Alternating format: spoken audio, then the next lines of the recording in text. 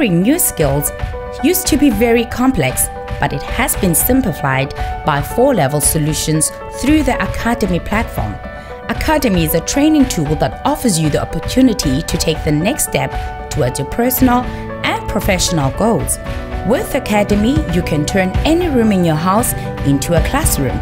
Academy helps you to access the latest training catalog and offerings from IBM, Microsoft, Oracle, Cisco, CompTIA, VMware, and many more. Access to course materials, best practices and labs, career guide, and staying up to date with certifications. Want to know more about Academy or have training requirements? Please send an email to training@4levels.co.za or call 011-848-6229. With Academy, you are definitely owning your present and empowering your future.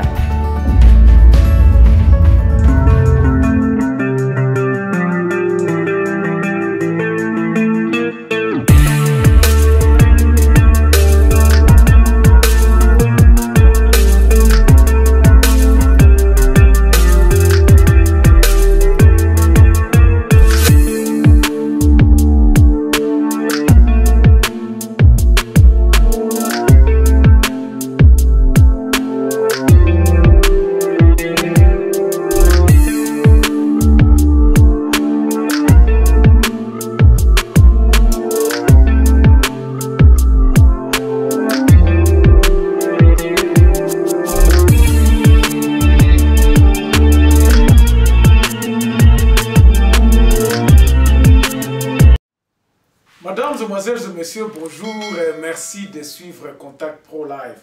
Nous sommes encore ravis une fois de plus de nous retrouver devant vous pour vous présenter un nouveau numéro où nous allons encore parler de l'état de siège qui bat des ailes à l'est de la République démocratique du Congo.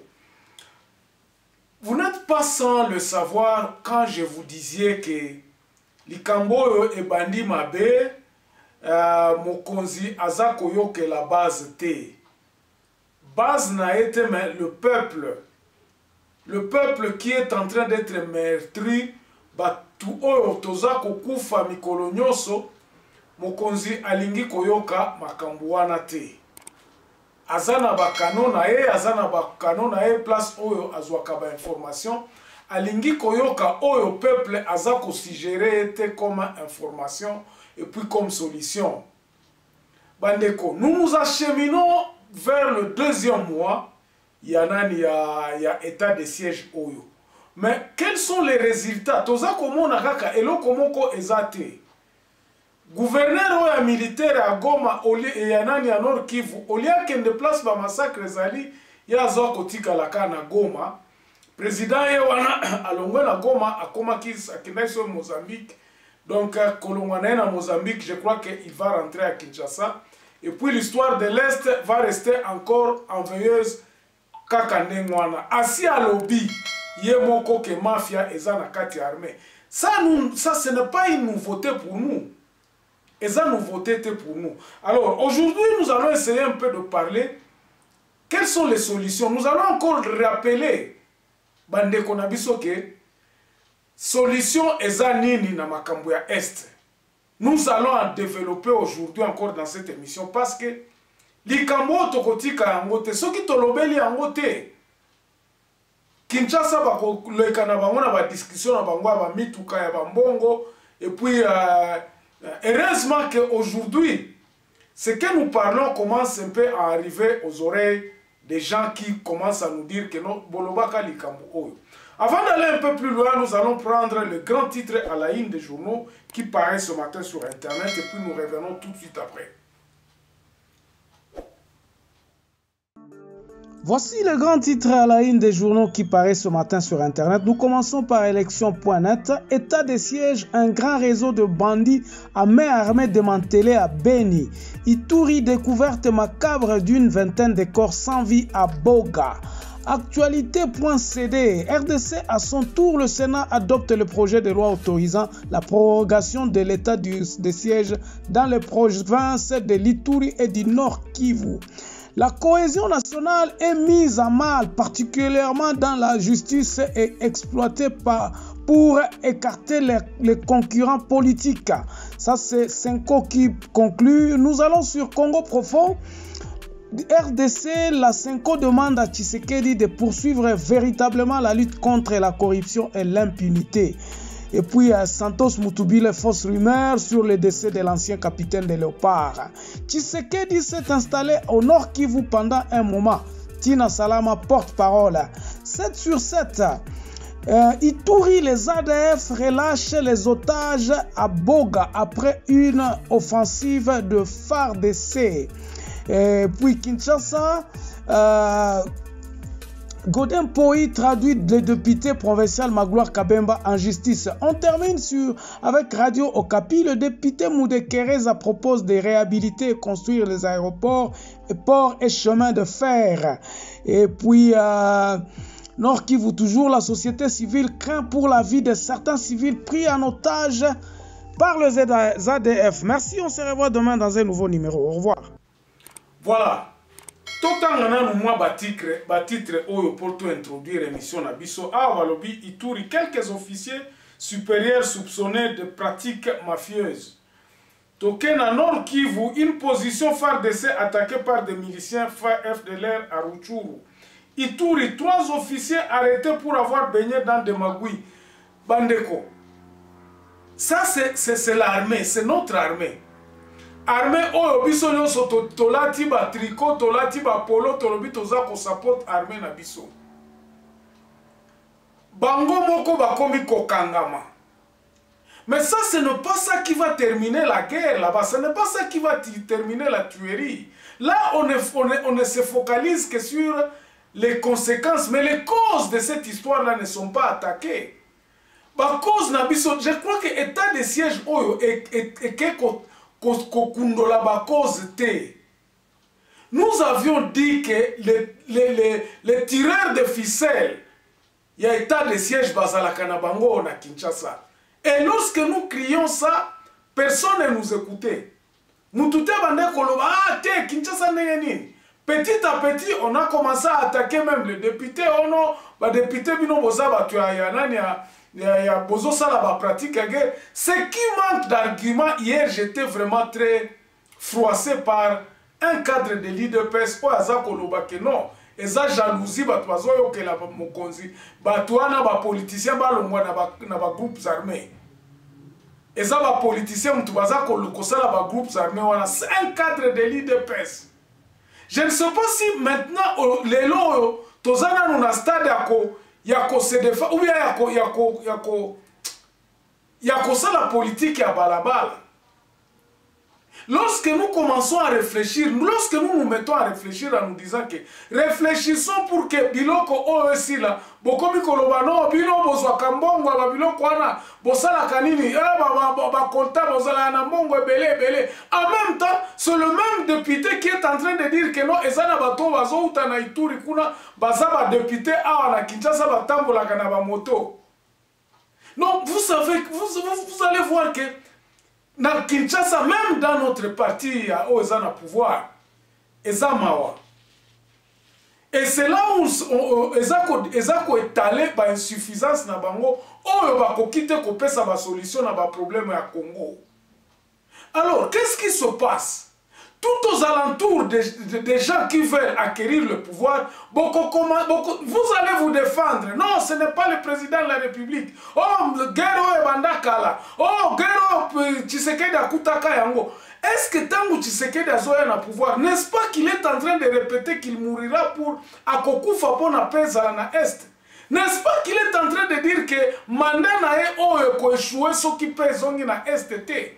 Mais je crois que les cadres maintenant de l'UDPS sont en train de nous distraire en commençant à nous donner des explications. Oh non, oh, bah, mafia. Lui-même, est-ce que c'est aujourd'hui que vraiment lui-même saura qu'il y aura la mafia pendant que tous les jours, il y a des rapports, il y a des gens qui parlent et on crie que l'armée Oyo eza armée muteza perpétuer ba massacre côté kuna. Nous avons donné une piste de solution mais balingi koyoka yango te. Mokonzi nini oyo alinga koyoka ta solution à peuple te. Si vous savez que vous n'êtes pas informé, ralliez-vous, n'est-ce pas que la solution à peuple. Ezamawa et puis ça nous fait la honte. Ezamawa depuis nous disons na aliro tozako kende, c'est pour cela batu oyo babazaki ko kamba mokonzi na biso parce que ngana zo epsa no bi nazoloba ke le président est maintenant prisonnier de tous ces gens-là qui lui dictent le chemin à suivre et lui-même ne sait plus quoi faire. Parce qu'en découvrant les vérités qui ne parvient pas, bon, nous lui donnons peut-être un maximum de doute en disant que Bazako peut c'est information mabé. Est-ce qu'un président pourrait-il qu'on lui donne les informations de mensonges? Dans quel intérêt est-ce qu'on peut donner au président de la République Baliverne? Qu'est-ce qui se passe? Mon atango oyo kike no batu ba emission ke awa makambo ezabwe awa makambo ezabwe. Mais vous êtes en train de prendre des décisions contraires. Pourquoi? Parce que vous n'avez pas les mains libres. Et c'est ça qu'il faut accepter. Ce que vous avez maboko lié, donc vous allez continuer la tricherie. La tricherie appelle la tricherie. Tricherie yebenga, tricherie mosusu ti mboka ekobeba mboka ekote le maté. Nous aujourd'hui nous sommes prêts à nous dire que si le président peut déclarer cantonnement ya ba militaire kaka ya ba phase pour que totala nini yango nguna baza wapi baza koloba o ba occuper ba village oyo ba village mususu ça tout ça c'est faux, archi faux.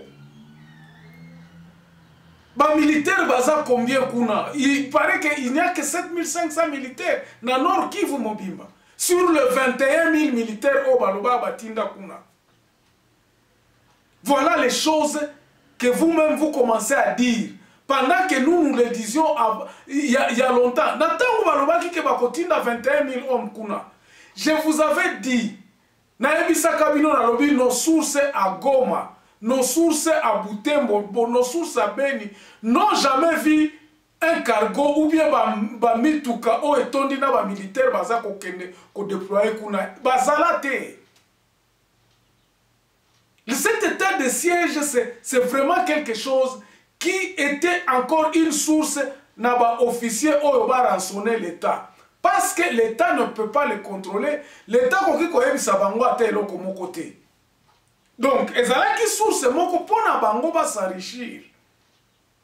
C'était une source pour que eux s'enrichissent.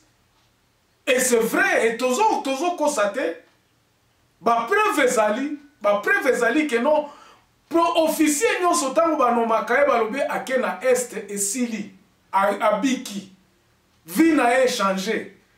Il y a trop de témoignages qu'on ne peut pas revenir là-dessus. Mais le président bato baza na présidence baboy ko yoka babilo kwana balingi oyo schéma na bango oyo eza dicté na bango par la communauté internationale. Parce que la communauté internationale est protéger le pouvoir na bango. Ils sont là pour le pouvoir. Donc biloko nyonso o toko kende nango tina 2023 soki ba sali sursaut d'orgueil te akoloba te. Quittons cette vision ya koloba mboka na biso ezokende na nzela malamu. Mes chers amis, on ne peut pas investir là où il y a la guerre. Ata balobaka ndenge nini. Banani yango bakotambola na nzela oyo eza kouta Kampala ti Beni.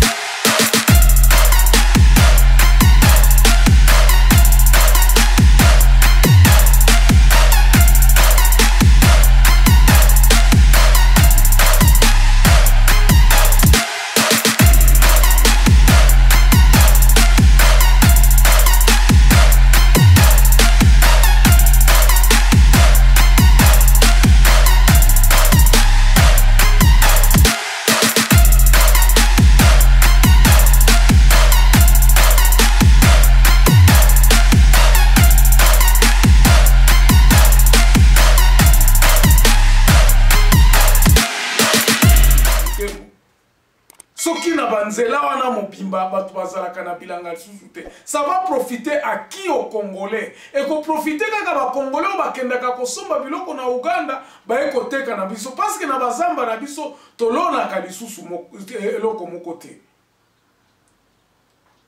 C'est ça justement le nœud du problème, que le président devrait se dire que non. Mbatu o baza kopesa nga ba information, il faudrait que nata la makambo wana de près pour que na balusa makambo oyo. Au lieu que boza ko funda na batu o ba ibaka mbongo basala ka boye bino nyoso bo lati ba t-shirt ya ba soda bas armée na biso na ngo ezoko te. Nani anza na soni sikoyo. Peut-être que je suis un peu tôt. Je parlais un peu tôt. Nani ango aza na soni sikoyo za koloba no toza ko supporter mapinga. Mbongo ango kolia makaka boye. Pourquoi? Parce que contrôle moko ezate. Ces gens-là ont laissé le pays comme ça. Tshisekedi akende na front akende obunda. Akende na front, akende kobunda. Maman Denise, là t'as besoin mon loup qui kende kobunda. Parce que ça bino ne mtuboza kolia mbongo.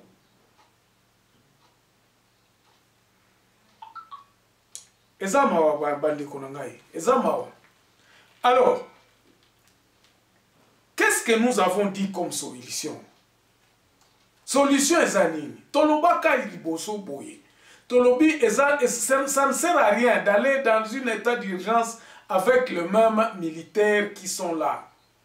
Nous avons dit, il faudrait se sacrifier. Président de la République, Soka Linga Longa et Tumba Oyo, a sacrifié les militaires, cantonné dans nous tous les soldats, créer la milice de proximité Oyo Kosala et Kenge pendant que vous êtes en train d'identifier les forces de l'ordre, les forces armées, donc les militaires, les policiers.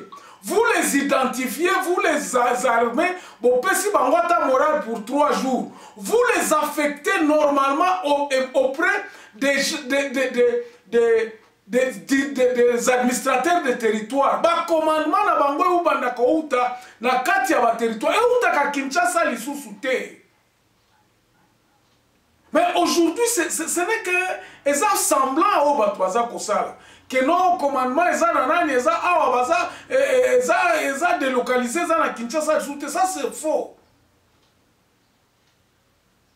Il y a quelques temps, je ne sais pas si c'était un fake news, on a dit qu'on a arrêté le chef d'état-major Mbala, je ne sais pas si c'est vrai, mais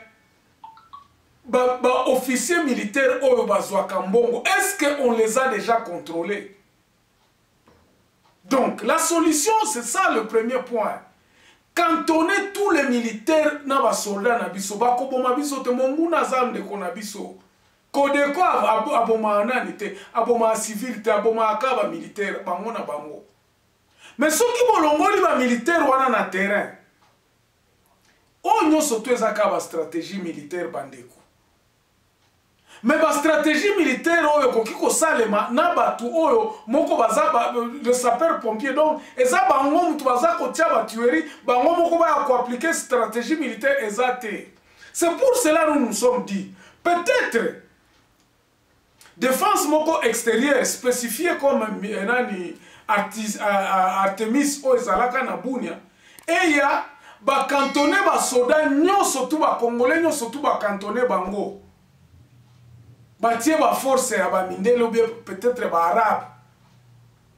Ba kengela. Pendant ce temps, la deuxième option est ça kokanga ba frontière. Il faut qu'on ferme les frontières. Ne fût-ce que pendant 3 mois ou bien 1 mois.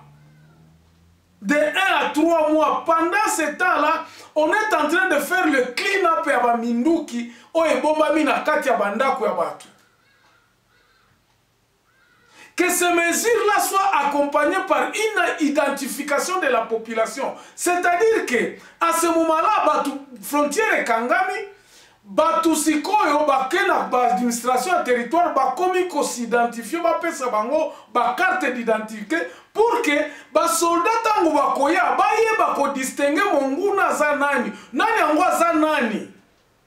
C'est difficile aujourd'hui, pendant que le mouvement est au Salema. Et tout ça, on est en train d'embrouiller le président de la République. Parce qu'on faire croire que non, état de siège, même à Makambozo Salema, et puis vous allez voir, ce même gouverneur militaire, au lieu de venir s'occuper de la sécurité, moi je crois que ces gens-là devront être aussi arrêtés. Ce n'était pas leur mission de venir dire aux opérateurs économiques de commencer à payer. Pendant que les gens sont en train de tuer, ils sont en insécurité.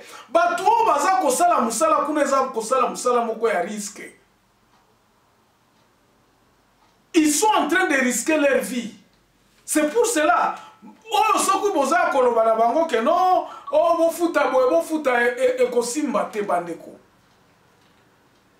C'est ça le grand problème que nous avons au Congo aujourd'hui. Donc, aujourd'hui, je vous ai donné tout simplement les trois axes-là. Cantonnement militaire au Bazali, identifier Bango, fermeture à frontière, frontière nabiso bakangiango pendant 3 mois, et puis que Batouba basa la mosako penza ya koluka na ba territoire, na ba ville, na ba village, Batou oyo basa na ba minduki baya kopimisa ba minduki na bango. Mouvement ya ba va et vient wana esuka. Pendant ce temps-là, nous n'oublions pas que la MONUSCO doit absolument partir sans condition. Voilà le terme. Oyo, population et souscriba qui peut bailler ça, chef de l'État. Mais le chef de l'État ne veut pas entendre. Le chef de l'État fait les sourds d'oreilles, mais parce qu'il sait là où il est en train de tirer son pouvoir. Il est là pour le pouvoir, tout simplement, à tricher Pénacat en 2023, parce que l'Est ne sera pas en paix avec la lyre où nous sommes en train d'aller avec cet état d'urgence. Je vais m'arrêter là, en espérant que vous allez vous abonner encore nombreux. Bandeko, bon s'abonner, partagez ma émission, tiens like, et on paie ça bien. On se revoit demain dans un nouveau numéro. Suite, il y a Eloko Otozolo Balayalo. Merci, ne manquez pas.